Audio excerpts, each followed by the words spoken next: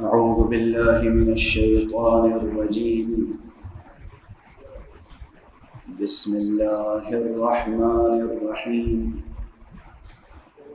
الحمد لله رب العالمين، والصلاة والسلام على أشرف الخلائق أجمعين، سيدنا وسيد الأولين والآخرين، حبيبنا وحبيب إله العالمين، إمام المرسلين وخاتم النبيين، أبي القاسم المصطفى محمد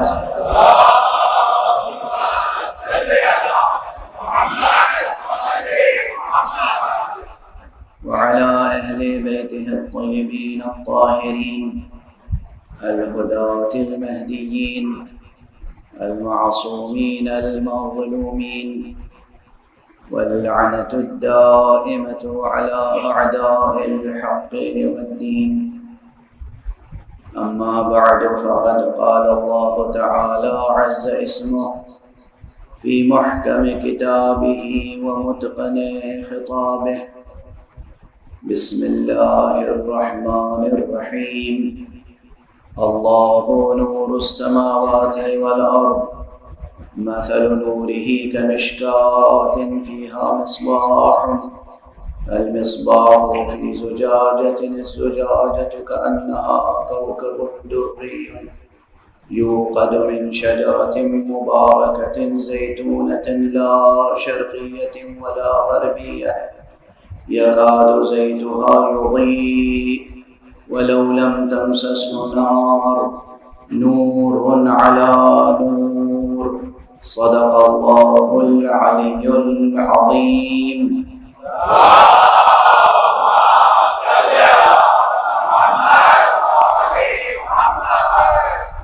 ایک اور بلندر صلوات پڑھیں.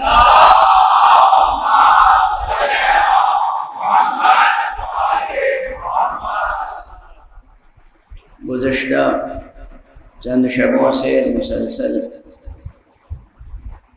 تذکرہ نورانی حضرت سید الشہداء علیہ السلام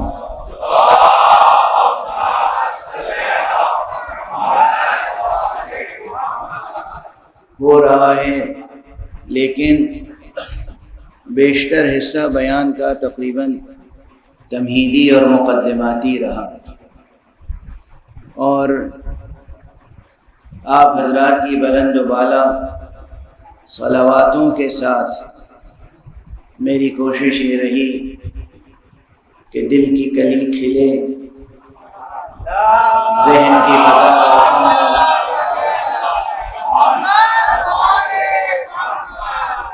ذہن کی فضا روشن ہو، اور ہم قرآن مجید کی آیت نور کے ترجمے اور اس کی ترجمانی اور اس کی تفسیر و تعویل تک پہنچنے کا سفر طے کرنے کے لائق بن جائے.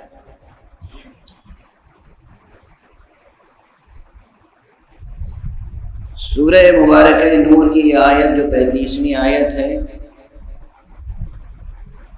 قرآن مجید کے استعاراتی نظام کا ایک حصہ ہے. اب یہ ذرا مشکل تعبیر ہو گئی. اب 2-3 دنوں سے بہت آسان گفتگو تھی، تو بعض میرے احباب ہیں جو آسان گفتگو کرتا ہوں تو وہ انہیں پسند نہیں آتی، وہ عادی ہو گئے ہیں اس انداز سے سننے کے. لیکن بہرحال آسان اور مشکل دونوں طرح سے بیان کو قبول کرنے کی کوشش کیجیے.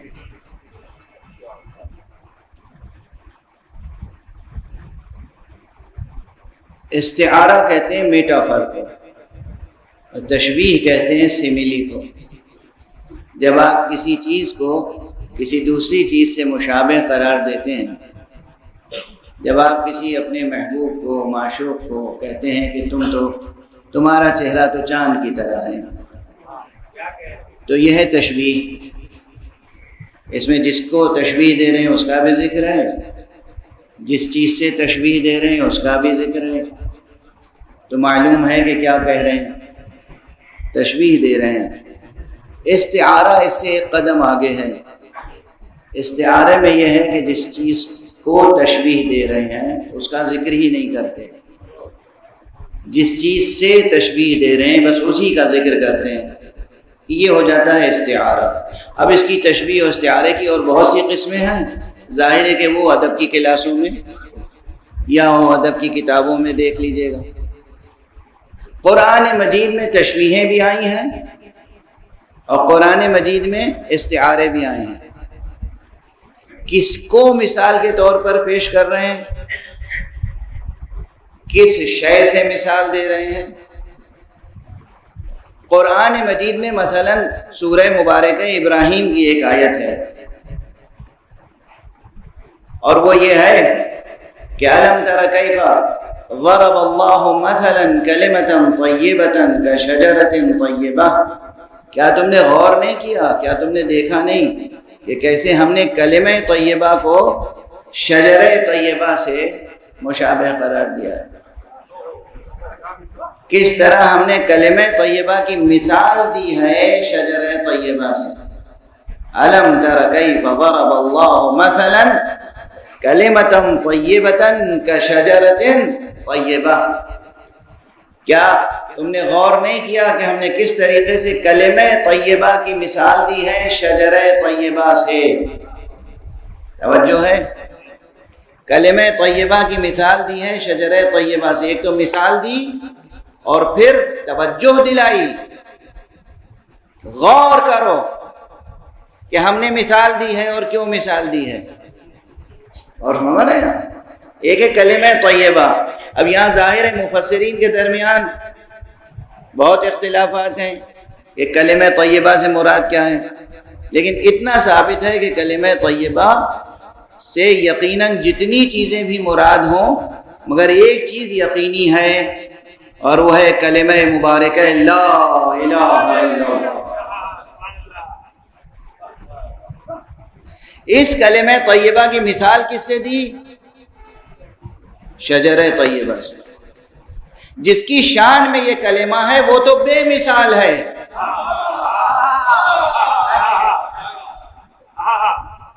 ذات گرامی حق سبحانہ و تعالی وہ ہے کہ لیس کمثلہ شیء،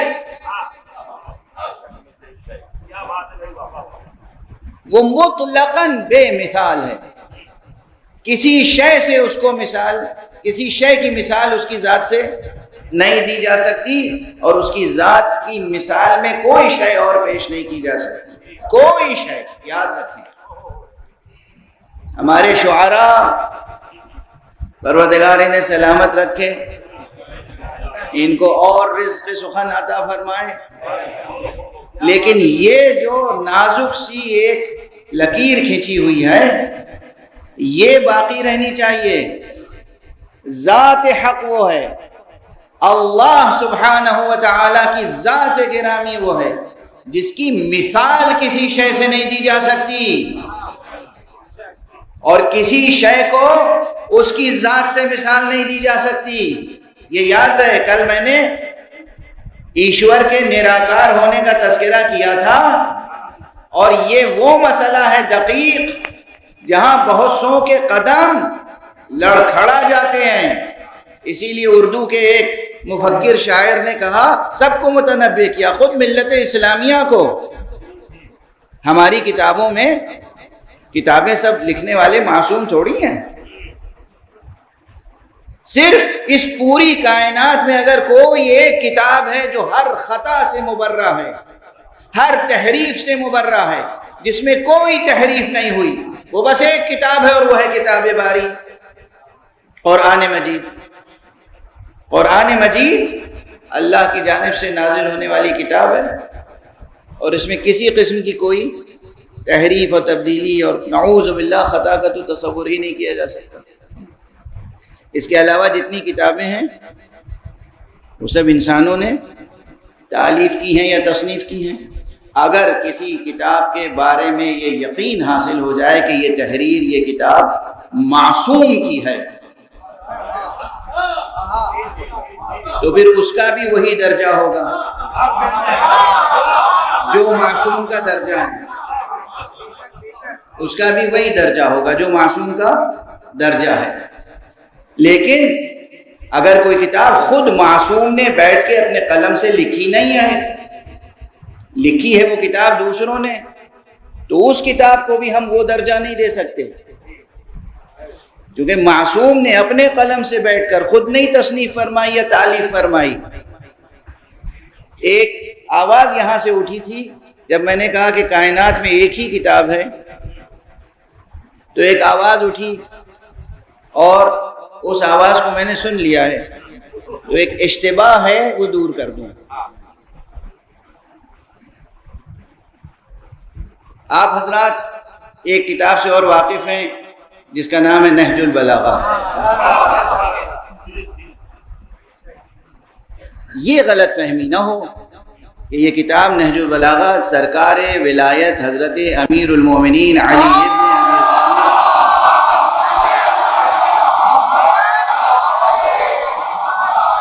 ابی علیہ الصلاۃ والسلام نے اپنے دست مبارک سے بیٹھ کے شروع سے آخر تک پوری کتاب لکھی ہے، ایسا نہیں ہے جوانان عزیز، ایسا نہیں ہے۔ اور ایسا بھی نہیں ہے کہ جو کچھ ساری زندگی حضرت امیر المومنین علیہ الصلاۃ والسلام نے ارشاد فرمایا ہے، چاہے وہ مختصر گفتگو کے دوران ہو یا کسی قضیے کے فیصلے کے درمیان میں دوران ہو، یا خطبات ہوں آپ کے جو نماز جمعہ کے خطبے ہیں، نماز عیدین کے خطبے ہیں، یا ویسے صلحوں اور جنگوں کے موقع پہ خطبے ہیں، یا آپ کے مواعظ ہیں، آپ کے درس ہیں، جو کچھ پوری زندگی میں تقریباً 63 برس کی زندگی میں جناب امیر المومنین نے ارشاد فرمایا، اس سب کا مجموعہ نہج البلاغہ نہیں ہے۔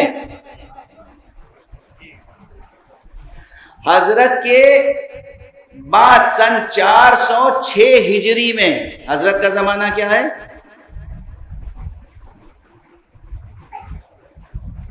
سن 40 ہجری میں جناب امیر المومنین علیہ الصلوۃ والسلام کی شہادت ہوئی۔ 40 ہجری 40 صرف 40۔ یہ کتاب کب کمپائل کی گئی؟ 406 یا اس کے آس پاس، کتنا زمانہ ہے درمیان میں؟ 400۔ وہ بھی علامہ سید شریف رضی نے ادبی نقطہ نظر سے حضرت کے طویل خطبوں میں سے، طویل گفتگوؤں میں سے منتخب کر کے کچھ چیزیں جمع کی ہیں۔ سمجھ رہے ہیں؟ میں مثال کے طور پر بلا تشبیہ، میں 1 گھنٹے تقریباً تقریر کرتا ہوں، اخبار میں رپورٹ جو آتی ہے اس میں میرے کئی جملے ہوتے ہیں؟ کتنے سینٹنسز ہوتے ہیں؟ وہ بھی ایز اٹ از نہیں ہوتے، یعنی میں تقریر کر رہا ہوں، مائک سے دور تک لوگ سماعت فرما رہے ہیں، یہ میڈیا کے ذریعے سے پہنچ رہا ہے، پھر بھی اخبار میں جو جملہ چھپے گا وہ جملہ میرے جملے سے مختلف ہوگا۔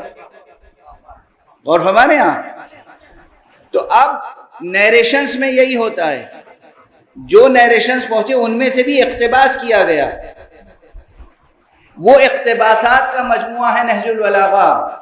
تو اب نہج البلاغہ کے تعلق سے ایک بات ذہن میں رہے، کوئی نہج البلاغہ کو ظرف علم علی نہ سمجھے۔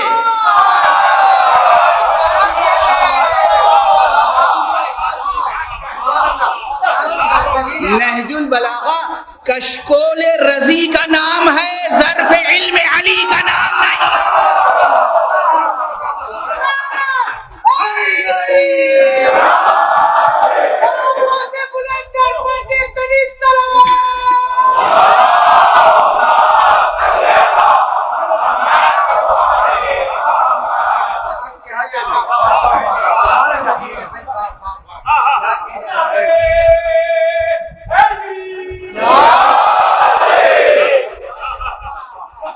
نہج البلاغہ، یہ جملہ اگر اب اسی جملے کی تشریح کرتا رہوں تو آج کی پوری مجلس ہو جائے گی، لیکن مجھے کچھ اور باتیں بھی عرض کرنی ہیں کہ نہج البلاغہ کشکول رضی کا نام ہے۔ کشکول کسے کہتے ہیں؟ گداگر، بھیکاری، وہ جو لے کر کاسا چلتا ہے، کاسہ گدائی، اسے کہتے ہیں کشکول۔ رضی چاہے جتنے بڑے عالم اور ادیب ہوں، امیر المومنین علیہ الصلوۃ والسلام کے در پر ان کی قدر و قیمت ایک گدائے علم سے زیادہ نہیں ہے۔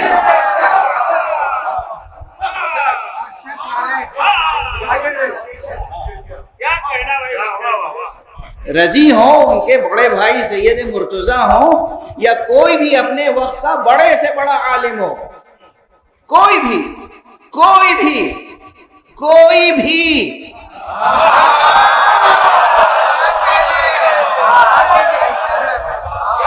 یہ اب پرانا جملہ دہرا دوں، یاد رکھیے گا اور ذہنوں میں محفوظ رکھیے گا اور لوح قلب پر لکھ لیجیے گا۔ اس کائنات کے سب سے بڑے عالم کا نام ہے علی۔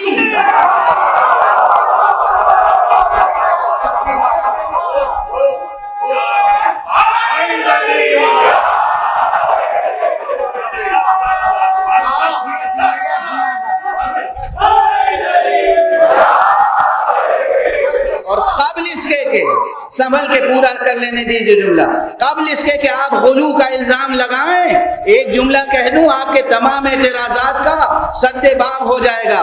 اس کائنات کے سب سے بڑے عالم کا نام ہے علی، اور سب سے بڑے معلم کا نام ہے محمد۔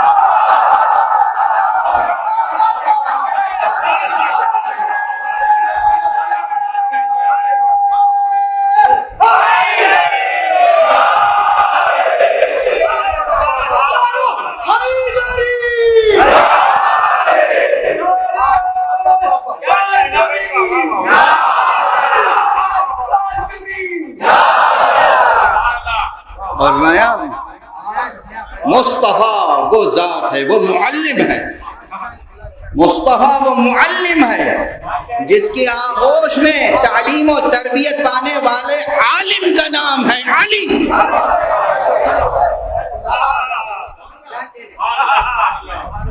اور بس ہمارا تعلق اگر ان دو سے ہو جائے، ایک ہاتھ میں معلم کا دامن ہو، ایک ہاتھ میں اس عالم کا دامن ہو، تو بیک وقت شہر علم سے بھی رابطہ ہوگا، در علم سے بھی رابطہ ہوگا۔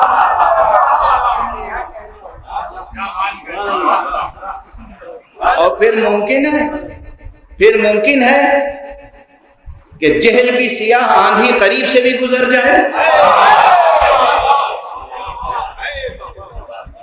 بہرحال تو نہج البلاغہ کتاب ہے، سید رضی کی تالیف ہے، ان کی ایڈٹ کی ہوئی کتاب ہے، بہت محترم کتاب ہے، مگر ظرف علم علی نہیں ہے۔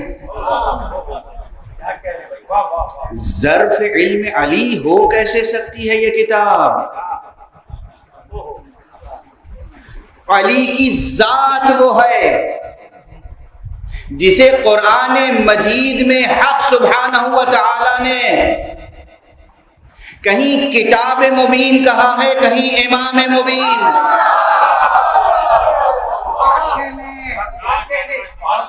اور وہ بھی وہ امام مبین جس میں اللہ نے انسانوں کے تمام مخلوقات کے اعمال و آثار کا احصاء کیا ہے، جمع کیا ہے۔ وہ ہے ذات گرامی امیر المومنین علی ابن ابی طالب۔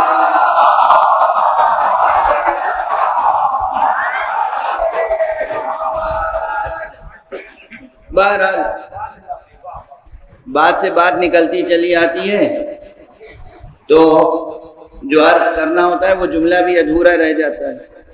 میں عرض تو یہ کر رہا تھا کہ قرآن مجید میں تشبیہیں بھی ہیں اور استعارے بھی ہیں، سیملیز بھی ہیں، میٹافرس بھی ہیں۔ یہ جو ہے آیت نور، اس میں بیک وقت تشبیہ بھی ہے اور استعارہ بھی۔ ادب اور بلاغت کی کتابوں میں بحثیں آتی ہیں تشبیہ مرکب کی، یعنی تشبیہ در تشبیہ در تشبیہ در تشبیہ تہدار تشبیہ، اسے کہتے ہیں تشبیہ مرکب، اور اگر تشبیہ میں استعارہ بھی قائم ہو جائے یا استعارے پر تشبیہ کی تعمیر ہو. اور ہمارے ہاں کیا ہے آیت؟ اللہ نور السماوات والارض، اللہ ہے آسمانوں اور زمینوں کا نور. اور مثال اب دی گئی اللہ کے نور کی. کیا مثال دی گئی؟ مثل نورہ کمشکات. یہاں مثال میں جو چیز پیش کی گئی وہ ہے مشکات، لیکن مشکات حقیقی نہیں ہو سکتی. اس لیے معلوم ہوا کہ اس کی مثال جس چیز سے دی گئی وہ بجائے خود ہے استعارہ، اور پھر اس استعارے پر ایک اور تشبیہ مرکب کی تعمیر ہوئی. کس کے قلم میں طاقت ہے جو قرآن مجید کی اس تہدار تشبیہ اور استعارے پر مبنی آیت کا ترجمہ کر سکے اور اس کی تفسیر کر سکے؟ آسان ہے مرحلہ، ہاں کرتے ہیں لوگ ترجمہ، میں بھی عرض کروں گا، مگر پہلے مشکلات کو واضح کر دوں، پہلے مشکلات کو واضح کر دوں کہ کس چیز کا ترجمہ کرنے جا رہے ہیں، اور ترجمہ کرنے کا مقصد کیا ہوتا ہے. میں تقریر کر رہا ہوں، اگر کسی اور زبان میں کوئی اس تقریر کا ترجمہ کرے تو مقصد کیا ہوگا؟ مقصد یہ ہوگا کہ جو میں میسج دے رہا ہوں وہ میسج منتقل ہو جائے. یہی تو ہوگا، جو پیغام ہے وہ منتقل ہو جائے. تو ترجمہ اور ترجمانی اور تفسیر، ان سب کا ہدف اور مقصد ایک ہے کہ اس آیت مبارکہ میں جو پیغام اللہ سبحانہ و تعالیٰ نے انسان کی نگاہ کو جس طرف موڑا ہے، نظر ادھر ہی مڑے، کہیں اور نہ جائے.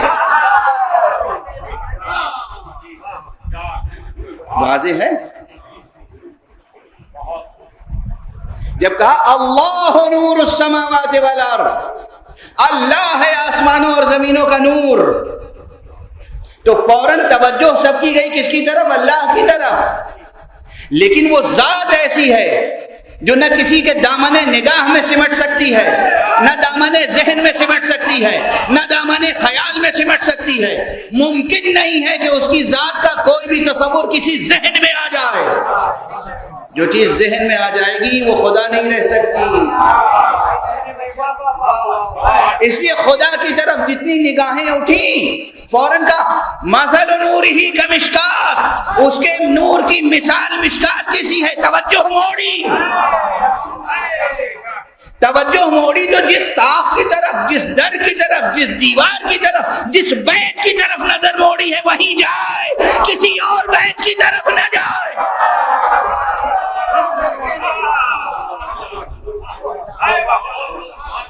واضح ہے؟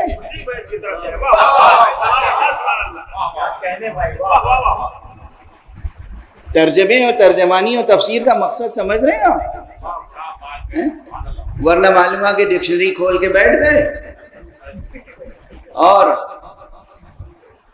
ڈکشنری میں ڈھونڈ رہے ہیں معنی.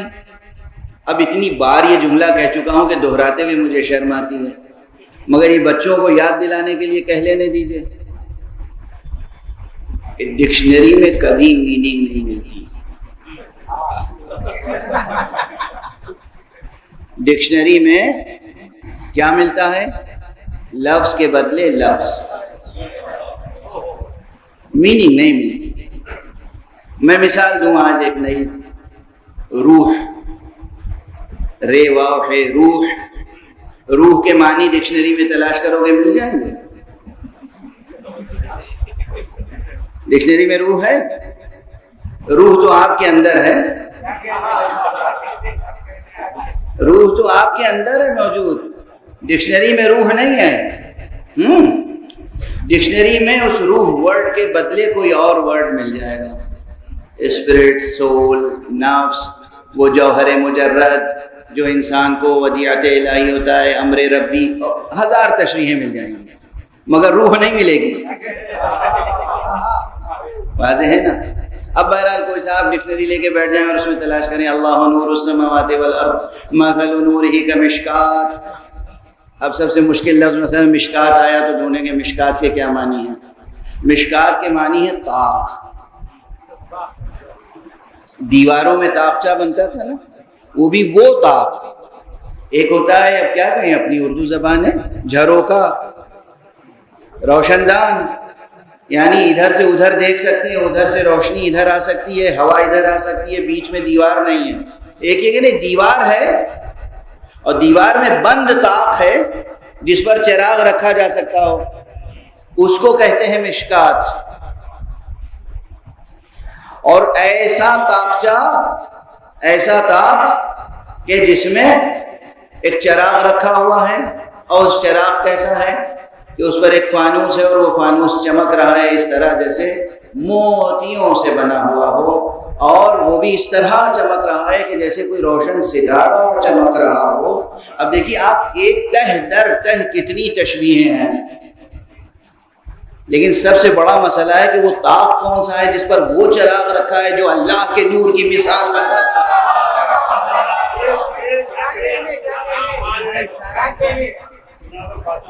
اور ہمارے وہ کون سا طاق ہے جس میں وہ چراغ رکھا ہے، جس طاق کو، چراغ کو نہیں، جس طاق کو بشمول چراغ اللہ نے اپنے نور کی مثال کے طور پر پیش کیا ہے۔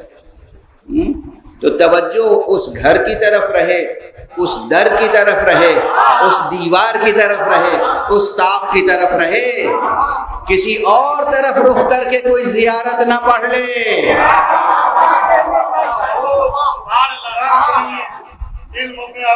اور ہمارے یہاں توجہ برقرار رکھیے، بس اگر اسی انداز سے میں سے ترجمے کی مشکلیں اور ترجمہ مرحلہ و مرحلہ کرتا رہا تو وقت گزر جائے گا۔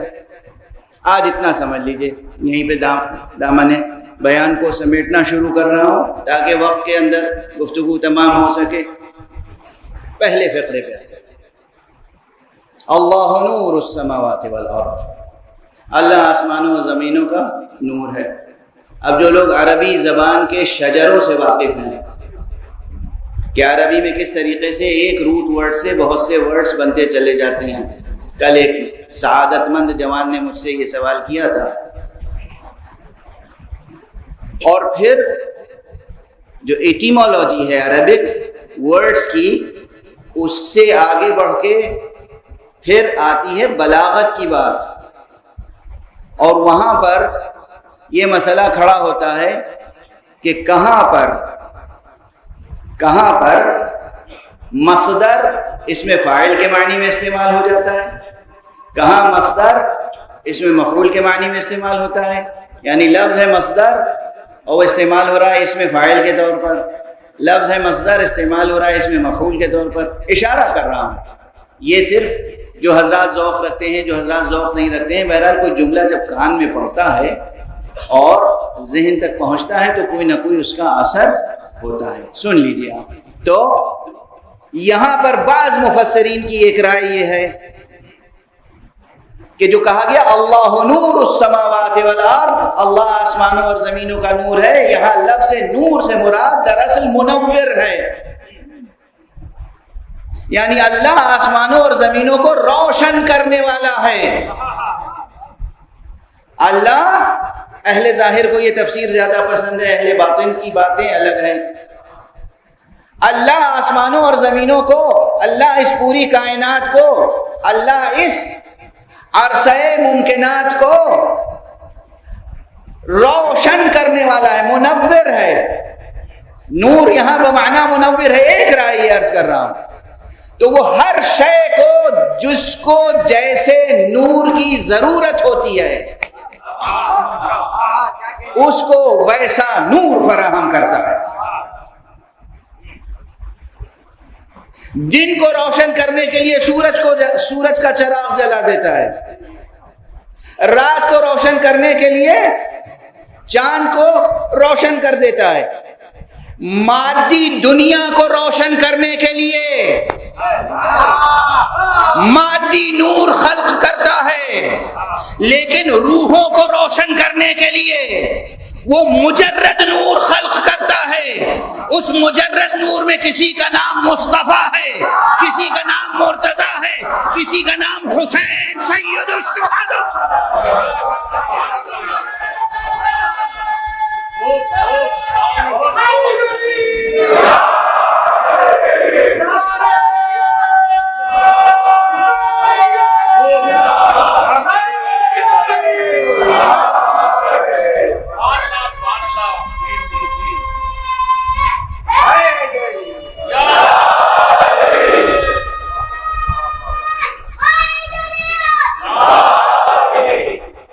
قرآن مجید ہی میں خود رسول اللہ کو سراج منیرہ کہا گیا ہے یا نہیں؟ چراغ سے تشبیہ دی ہے اللہ نے یا نہیں؟ حضور کو چراغ کہا ہے قرآن میں؟ اچھا، اگر رسول کو قرآن مجید نے چراغ بھی کہا ہے، رسول اللہ صلی اللہ علیہ وسلم کو قرآن مجید نے نور بھی کہا ہے، تو نور کا اطلاق خود اللہ فرما رہا ہے۔ اس کے معنی یہ ہے کہ وہ منور السماوات والارض، وہ نور السماوات والارض وہ ہے جس نے مادی دنیا کو روشن کرنے کے لیے جیسا سورج خلق کیا، چاند خلق کیا، ستارے خلق کیے، ویسے ہی اس نے روحوں کو روشن رکھنے کے لیے، ذہنوں کو روشن رکھنے کے لیے، اور مفارقات کو، مجردات کو، ان کو روشنی عطا کرنے کے لیے وہ نور خلق کیا ہے کہ جو اس عالم کو روشن کرتا رہے۔ اور اگر پیغمبر اکرم کے لیے بہت سے مطالب ہیں ذہن میں جو عرض کرنا چاہتا ہوں، مگر دامن وقت میں گنجائش نہیں ہے، یہ چند دن گزر جائیں گے تیزی سے، بحث اپنی جگہ ٹھہری رہے گی، مکمل نہیں ہو پائے گی، پہلے عرض کر۔ اس لیے آپ کی ذہانتوں پہ بھروسہ کر کے، بہت سی بحثیں حذف کر کے، اور نتیجے عرض کر دیتا ہوں۔ پیغمبر کو اللہ نے قرآن مجید میں نور کہا، پیغمبر کو اللہ نے قرآن مجید میں چراغ کہا، اور پیغمبر نے حسین کے لیے ایک کلمہ استعمال کیا، حسین منی وانا من حسین۔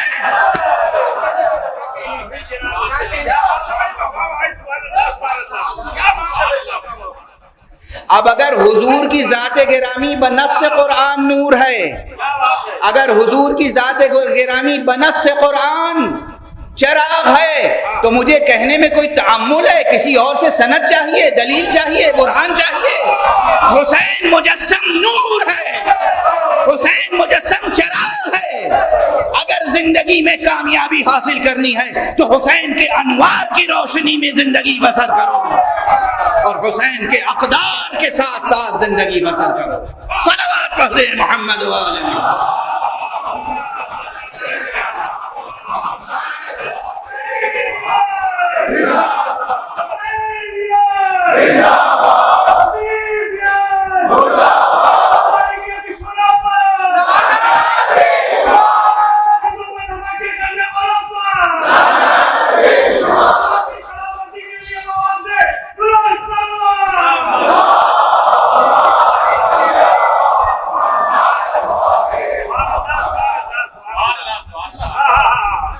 اور ہمارے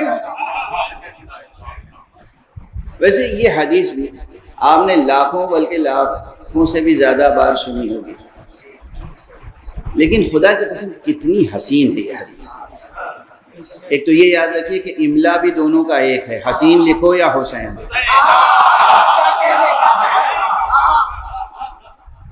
اے سین یہ نون، حسین لکھو یا حسین۔ اب یہ تمہارے ذوق پر ہے اور فراست پر ہے کہ کہاں یہ لکھا ہوا لفظ حسین پڑھو، کہاں حسین۔ لیکن یہ حدیث جو ہے حضرت، کتنی تمام پورے لاکھوں حدیثوں کے ذخیرے میں ایسی چمکتی ہوئی حدیث ہے کہ لفظ حسین سے شروع ہوتی ہے، لفظ حسین پہ ختم ہے۔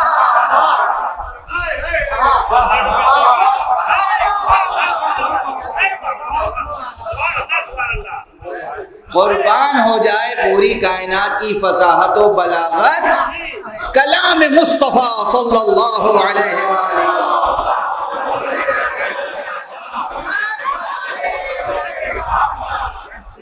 کتنی حدیث، کیسی نورانی، کیسی روشن، کیسی حسین حدیث مبارک ہے۔ حسین منی وانا من حسین، حسین سے کلام شروع ہو رہا ہے، حسین پہ ختم ہو رہا ہے۔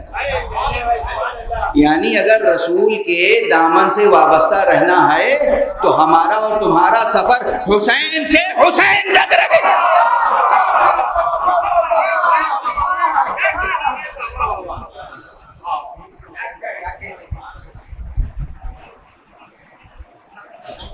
آپ کی ذہانتوں پہ رشک آتا ہے، دل سے دعائیں نکلتی ہیں، اور ان لوگوں کی ذہنیتوں پہ افسوس ہوتا ہے جو یہ باتیں سمجھ نہیں پاتے۔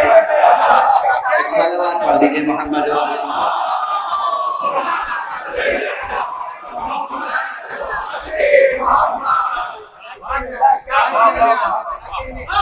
اگر دل و جان کے ساتھ، اگر پورے وجود کے ساتھ وابستہ دامان مصطفیٰ رہنا ہے، وابستہ دامان ختم نبوت رہنا ہے، تو سفر حسین سے شروع کرو، حسین سے ختم، حسین سے حسین تک سفر رہنا چاہیے۔ یہ وہ سفر ہوگا جو بالکل انوار حسینی میں۔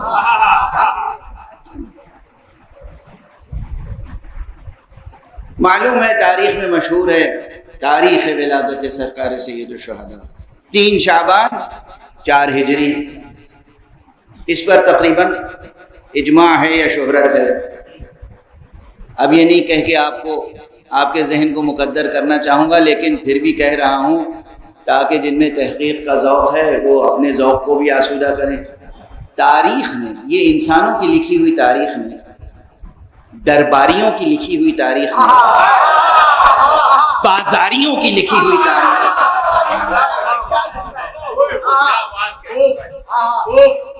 اس تاریخ نے اللہ اور اللہ والوں کے ساتھ ہمیشہ خیانت کی ہے، حق ادا نہیں کیا، حق ادا نہیں کیا۔ تو سرکار سید الشہداء کی شخصیت ہو یا خود رسول اللہ صلی اللہ علیہ وآلہ وسلم،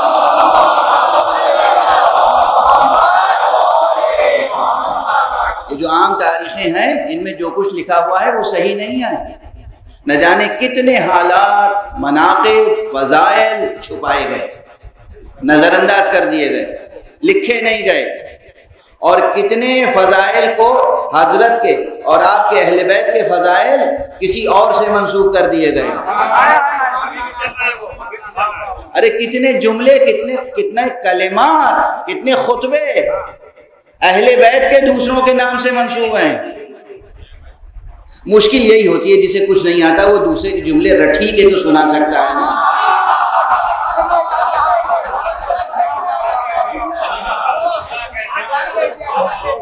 آپ خود نہیں تقریر کر سکتے تو کیا کریں گے پھر؟ اور تقریر کرنے کا شوق بھی ہو تو اور زیادہ مجبوری ہو جائے گی۔ تاریخ میں یہ ہوتا آیا، کتنا کلام مولا امیر المومنین علی ابن ابی طالب علیہ الصلوۃ والسلام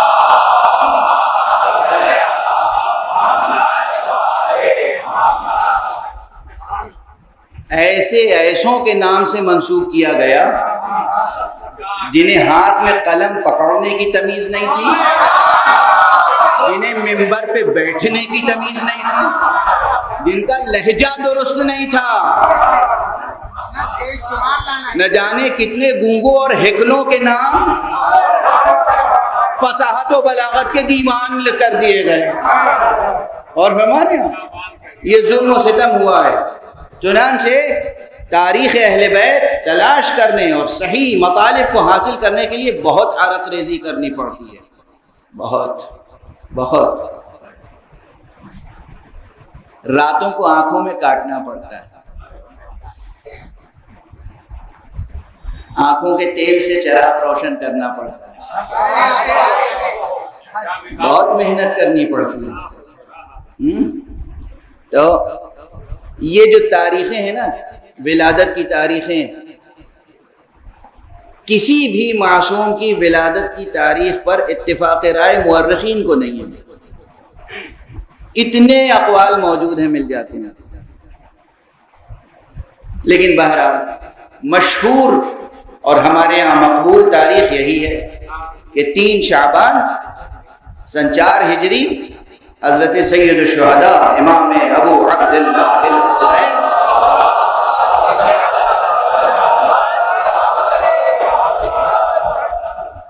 علیہ السلام کی ولادت باسعادت ہوئی، یعنی خانہ نور میں ایک نئے آفتاب کا اضافہ ہوا اور شجرہ نور تناور ہوا، اور پیدا ہوتے ہی وہ کرامتیں سامنے آئیں۔ وہ منقبتیں سامنے آئیں، وہ فضیلتیں سامنے آئیں جس نے یہ بتا دیا کہ یہ پیدا ہونے والا وہ ہے جو دنیا میں اس زمین پر رہنے والوں کے لیے بھی شفاعت کا سبب بنے گا اور عالم ملکوت میں رہنے والوں کے لیے بھی شفاعت کا سبب بنے گا۔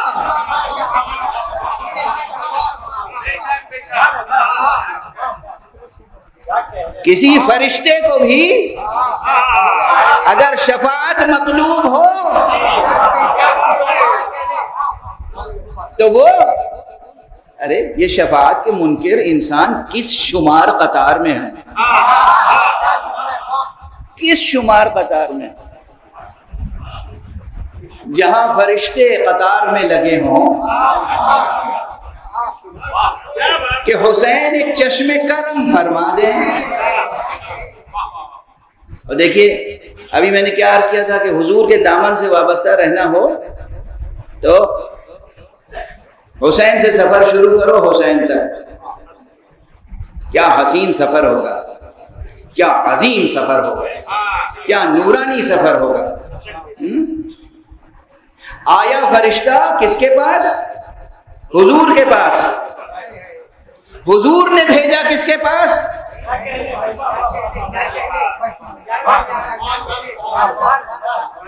فرشتہ آیا تھا سرکار رحمت للعالمین کی بارگاہ میں۔ اچھا اگر دقت نظر سے آپ حدیثوں کو پڑھیں، صحیح السند حدیثیں، وہ حدیثیں جو ثقات نے نقل کی ہیں، وہ حدیثیں جو معتبر روایتوں سے ہیں، جو حسان ہیں، حسن ہیں ان کی روایتیں اور اسناد، ان روایتوں میں ایک ذخیرہ ہے بہت بڑا جس میں اس طرح کی مثالیں موجود ہیں۔ کوئی پوچھنے آیا کوئی سوال، حضور تشریف فرمائیں، امیر المومنین تشریف فرمائیں، حضرت حسن تشریف فرمائیں، حضرت امام حسین تشریف فرمائیں، وہ آیا اور حضور کے پاس سوال کرنے اور حضرت نے اپنے نواسوں میں سے کسی کی طرف اشارہ کر دیا کہ ان سے پوچھ لو۔ اب وہ حیرت سے دیکھ رہا ہے، اس کی آنکھیں واقعی حیران ہو رہی ہیں، بچے کو دیکھ رہا ہے، اس کی حیرت دیکھ کے کبھی اس شہزادے نے کبھی اس شہزادے نے خود ہی کہا حیرت کس بات کی ہے، تم سوال کرو یا میں یہ بھی بتاؤں کہ سوال کیا ہے تمہیں۔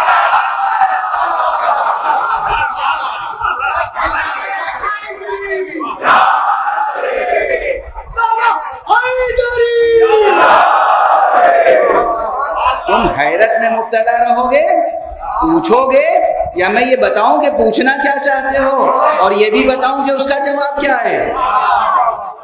ایسی بہت سی روایتیں ہیں معتبر سندوں سے، سمجھ رہے ہیں آپ؟ تو یہ جملہ یوں ہی نہیں کہ کوئی جناب خطیبانہ مبالغہ تھا، یہ تو ایسے ہی غلو کرتے ہیں، نہیں یہ غلو نہیں ہے، یہ خطیبانہ تعبیر نہیں ہے۔ نہ جانے کتنے مواقع ہیں جہاں لوگ آئے کسب فیض کے لیے حضور تک، حضور نے کہا ان سے کسب فیض کر لو۔ تو یہاں فرشتہ آیا اور وہ بھی سید الملائک کے ساتھ، جبرائیل لے کے آئے ہیں فطرس کو اور حضور کی خدمت میں پیش کیا۔ حضور نے کہا کہ لے جاؤ گہوارے حسین کے پاس۔ اگر فطرس کو گہوارے حسین کے پاس جا کر مراد مل سکتی ہے تو ہمیں بھی ذریعہ ہے حسین کے پاس جا کر۔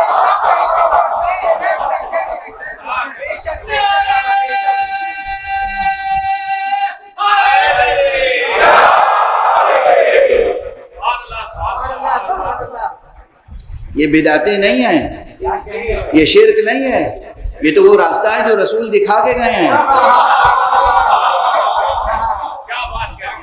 اب جو لوگ رسول کی بات نہ ماننے کے شروع سے عادی ہوں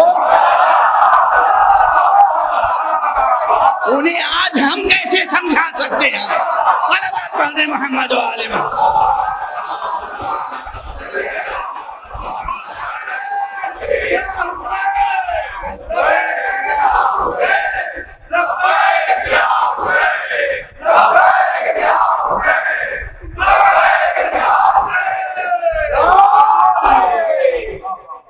میرے ہاتھ میں یہ ایک یاد دہانی موجود ہے.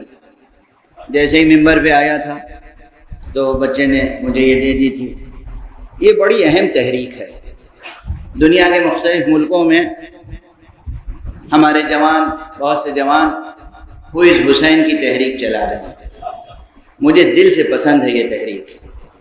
پروردگار ان جوانوں کو کی توفیقات میں اضافہ فرمائے اور زیادہ سے زیادہ لوگوں تک یہ پیغام نام حسین اور پیغام حسین کو پہنچا سکیں.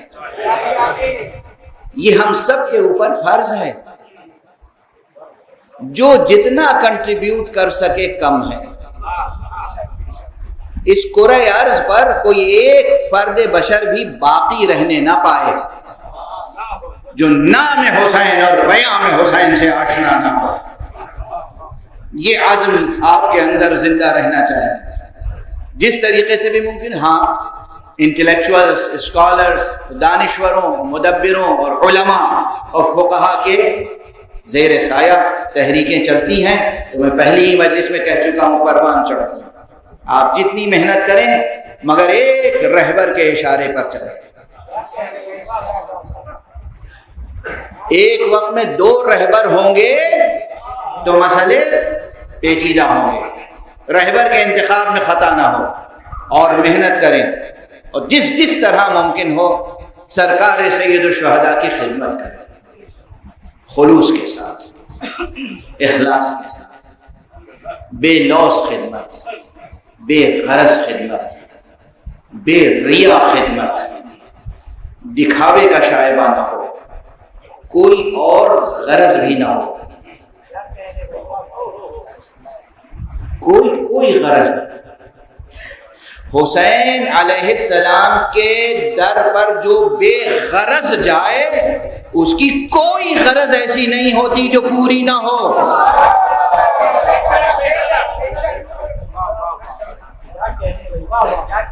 یہ یاد رکھو، بھروسہ رکھو خدا پر. آج ایک بہت اہم مطلب، علمی مطلب عرض کرنا چاہتا تھا لیکن وہ بھی رہ گیا. پھر بھی بہت خوشردہ مختصر چند جملوں میں کہوں گا، لیکن یاد رکھیے گا آپ کا وہ ذہن جو نور ولا سے منور ہے وہ خود اس کی تفصیلات انشاءاللہ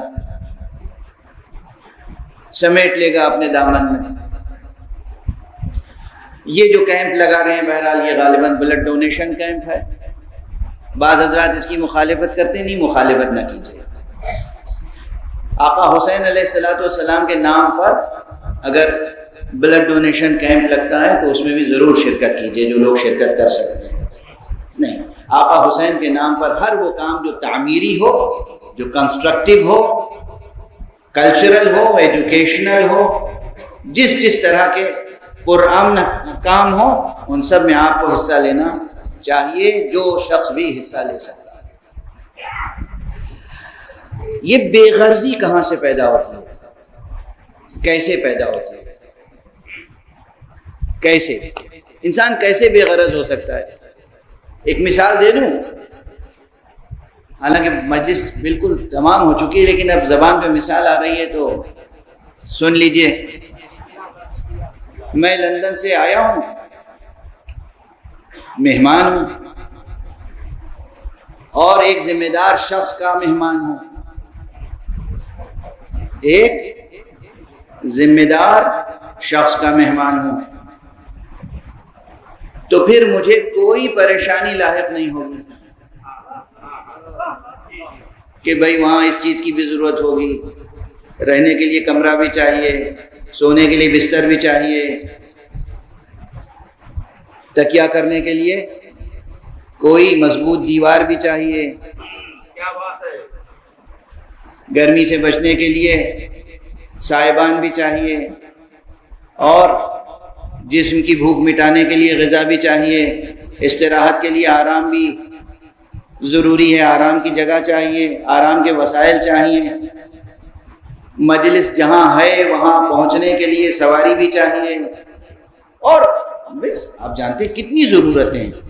اگر میں ہر ضرورت کسی پہ بھروسہ نہ کروں، خود ہی پورا کرنے کی کوشش کروں ہر ضرورت کو، انجام کیا ہوگا؟ حاشر کیا ہوگا؟ ایک پریشان نظری، پریشان خاطری، دل پریشان، ذہن پریشان، وجود پراکندہ ہو کے رہ جائے گا۔ اگر بھروسہ کیا لیکن صحیح شخص پہ نہیں کیا،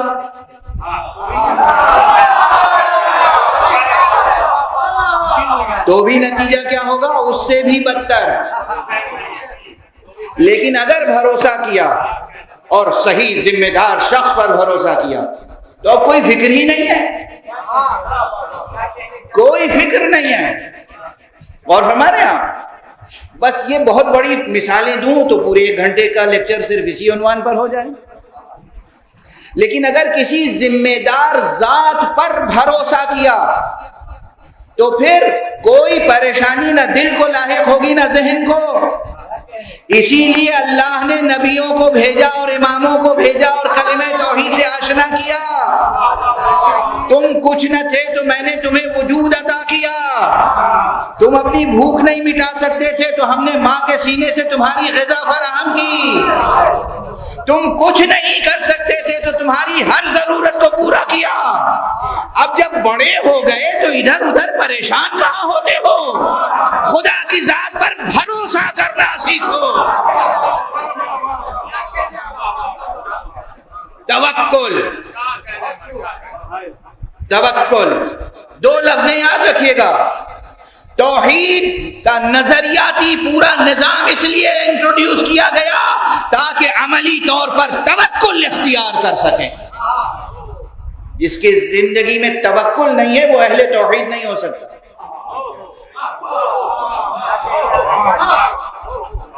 جس کی زندگی میں توکل نہیں ہے وہ اہل توحید کہلانے کا سزاوار نہیں ہے، اہل توحید کہلانے کا حقدار نہیں ہے۔ وہی ہوگا اہل توحید جو عملی طور پر توکل رکھتا ہو، یعنی بھروسہ حق سبحانہ و تعالی، بس اللہ پر بھروسہ۔ جو اللہ پر بھروسہ رکھتا ہو، توکل رکھتا ہو، اسی کی یہ شان ہوتی ہے کہ دنیا و ما فیہا سے بے نیاز ہوتا ہے۔ اور پھر کوئی بھی مقابلے پر آئے اگر اس سے بیعت طلب کرتا ہے تو ایک ہی جملہ کہتا ہے، ان مثلی لا یبایع مثلہ، مجھ جیسا اس جیسے کی بیعت نہیں کر سکتا۔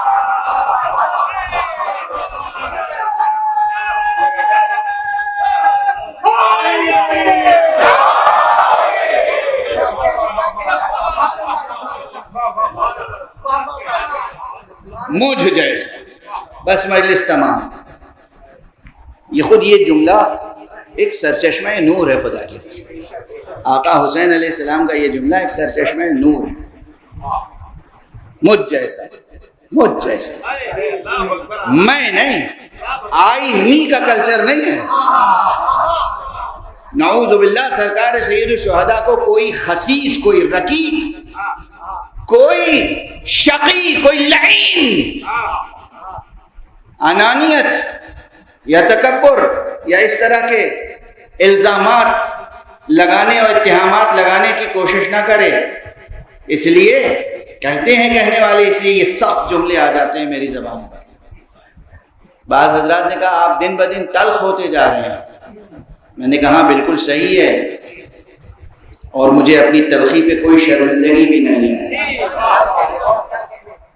1400 برس گزر گئے، 1500 برس گزر گئے، اب بھی اگر محمد اور آل محمد سمجھ میں نہیں آئے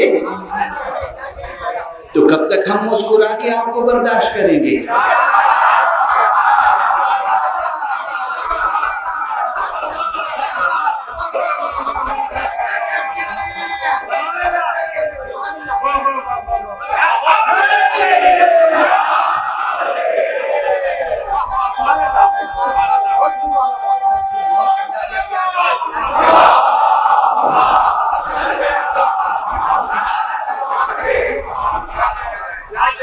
اتنا زمانہ گزر گیا ابھی سمجھ میں نہیں آیا۔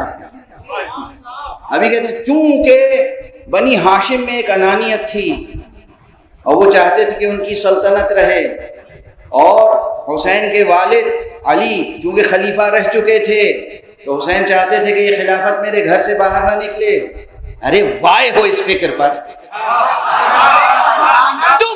فکر پر، وائے ہے اس فکر پر، اب بھی نہ سمجھے کہ محمد و آل محمد کتنے بلند تھے، کتنے بلند تھے۔ یہاں نہ انانیت، نہ خود غرضی، نہ حرص، نہ ہوس، کچھ نہیں۔ مسئلہ میں کا نہیں ہے، مسئلہ مجھ جیسے کا ہے۔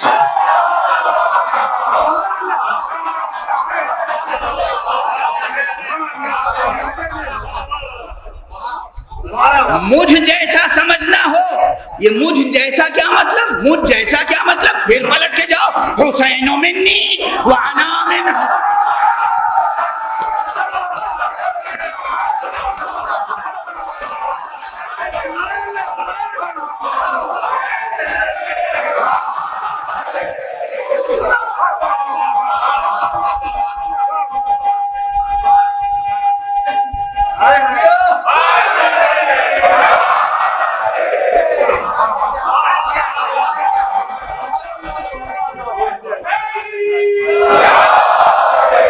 تمہیں سمجھ میں نہیں آتا مجھ جیسا کسے کہتے ہیں؟ مجھ جیسا یعنی محمد، مجھ جیسا یعنی علی، مجھ جیسا یعنی حسن، مجھ جیسا اس جیسے کی بیعت نہیں کر سکتا، ممکن نہیں ہے۔ کس سے بیعت لینا چاہتے ہو؟ وہ جس کے لیے رسول نے کہا سیدہ شباب اہل الجنہ، یہ جنت والوں کے سید و سردار ہیں۔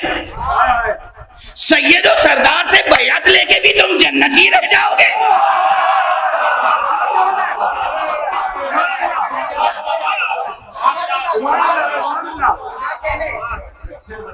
اگر نبوت پر یقین ہے، اگر نبی کے کلام پر یقین ہے، تو سعادت مندی سے ہر امتی کو سر جھکا کے کہنا چاہیے حسین ہاتھ بڑھائیں، ہماری بیعت قبول کریں۔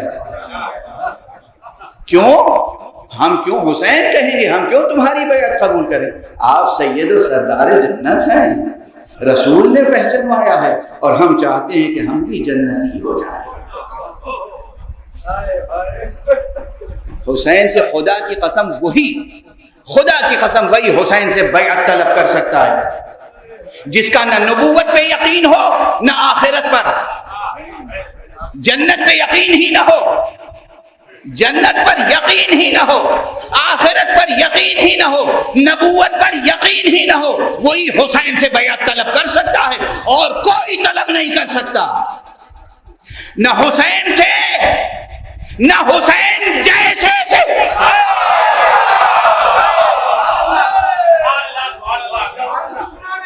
بس گفتگو تمام۔ دو جملے عرض کروں گا، آپ کی طبیعتیں منقلب ہو جائیں گی۔ حسین نے انکار کیا بیعت کا انکار، مدینہ چھوڑا، مکے آئے، مکے میں 3 شعبان ہی کو مکے میں داخل ہوئے۔ جو تاریخ ولادت ہے مدینے میں، وہی تاریخ دخول ہے مکے میں۔ 3 شعبان کو مکے میں داخل ہوئے، 8 ذی الحجہ تک مکے میں رہے۔ 8 ذی الحجہ کو سرکار سید الشہداء نے ایک مرتبہ حج کو عمرے سے بدل کیا، منا کو چھوڑ کر رشک منا کربلا کا سفر کیا۔ سفر حسین کا جاری تھا، بس 2 جملے، آقا کا سفر جاری تھا کہ راستے میں کوفے کی طرف سے آتے ہوئے 2 شخص نظر آئے۔ آقا نے اپنے اصحاب سے کہا عباس، بیٹا علی اکبر، ذرا آگے بڑھو، دیکھو کون آ رہا ہے، انہیں میرے قریب لے آؤ۔ آنے والے 2 شخص قبیلہ بنی اسد کے تھے۔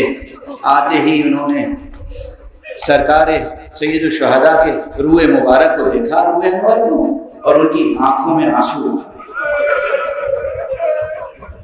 چہرے پر پریشانی کے آثار۔ آقا نے کہا کہاں سے آ رہے ہو؟ کہا سرکار کوفے سے۔ کوئی خبر ہے؟ کہاں ہے تو مگر سب کے سامنے نہیں عرض کر سکتے۔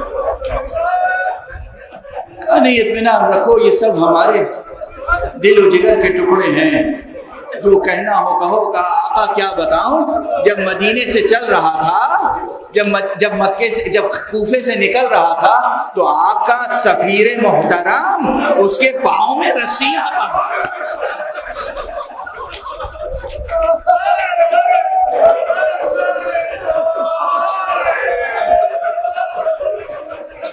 کوفے کی گلیوں میں بے ادبی کی جا رہی تھی۔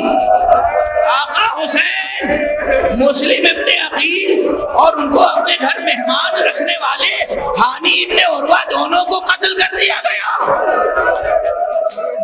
اجرکم علی اللہ۔ آوازیں بلند ہیں، مجلس کا وقت تمام ہو چکا ہے، بس ایک جملہ عرض کروں گا۔ اقدار حسین، اقدار حسین، ویلیوز، مورل ویلیوز۔ بات پریشانی کی تھی، سنو کیسی پریشانی ہو۔ پریشانی سب سے پہلے کس کا خیال آیا حسین کو؟ سنا، اور اس کے بعد فوراً خیمے میں گئے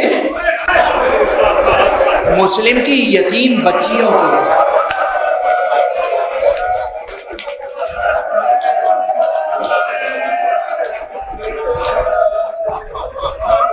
قریب بلایا اور بہت شفقت سے سر پہ ہاتھ رکھا۔ بچی نے ایک مرتبہ امام کا چہرہ دیکھا، ماموں جان میرے بابا کی خیر تو۔ بچی کی فراست، بچی کی فراست۔ سرکار سید الشہداء نے بچی کو تسلی دی، سینے سے لگا لیا۔ سگی بھانجیاں ہیں، سگی بھانجیاں ہیں۔ جناب مسلم نے عقیل کی زوجہ مبارکہ امیر المومنین کی بیٹی ہیں، جن کا نام بھی رقیہ تھا۔ بھانجیوں کو قریب بلایا اور جو زیورات اپنی بیٹی کے لیے رکھے تھے وہ کوہر، وہ گوشوارے یتیم بچیوں کی نظر کر دیے۔ ہائے حسین، بتا رہے ہیں کوئی شہید ہو جائے تو اس کے بچوں سے کیسا سلوک کیا جاتا ہے، مگر اللہ اکبر کربلا، ادھر حسین شہید ہوئے، ادھر یتیمان حسین کے رخساروں پر تماچے لگائے، کانوں سے گوہر لوٹے گئے، خیموں میں آگ لگائی گئی، زمین سے تا آسمان ملائکہ کی فریادیں بلند تھی، واہ حسینہ واہ علیہ، انا للہ و انا الیہ راجعون، رضا بقضائہ و تسلیما لامرہ۔ پروردگار علوم قرآن اور معارف اہل بیت سے آشنا فرما۔ پروردگار معبود پالنے والے ملت اسلامیہ کو تہذیب محمد و آل محمد کے سانچے میں ڈھال دے۔ پروردگار ہمارے جوانوں کے جوش اور جذبے میں اور ثبات و استقلال و برکت عطا فرما۔ ہم کو اور ہمارے جوانوں کو پوری دنیا میں نام حسین اور پیغام حسین پہنچانے کی توفیق عطا فرما۔ پروردگار معبود ہمارے سروں پر رہبر معظم حضرت آیت اللہ العظمہ سید علی حسینی خامنئی کا سایہ برقرار رکھ، ان کو اپنی خاص حفظ و امان میں رکھ۔ پالنے والے ان کی رہبری میں دنیا میں جو لوگ اسلام کے لیے اور ملت اسلامیہ کے لیے خدمت کر رہے ہیں، ان سب کی توفیقات میں اضافہ فرما۔ پروردگار معبود حضرت آیت اللہ العظمہ سید علی سیستانی کو بھی ہمارے سروں پر باقی رکھ۔ پروردگار جتنی مرجعیات دینیہ رشیدہ ہیں ان کی حفاظت فرما، اور پروردگار ولی آخر کو اذن ظہور عطا فرما، ان کے ہاتھوں سے اپنی رحمت و رافت و عدالت کا پرچم لے۔